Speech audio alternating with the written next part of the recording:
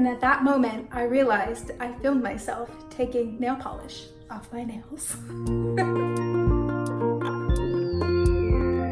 Normally I post DIY crafts and I hope to inspire others to do those. There's videos on my channel I post every week, but today I wanted to emphasize how amazing this natural nail polish remover is. I hate when I see normal nail polish remover in someone's cabinet or my mom or sister's using it. It grosses me out. It's so toxic, and I'm obsessed with like natural products. So why not use a natural product for your nails? It smells amazing. It's like lavender.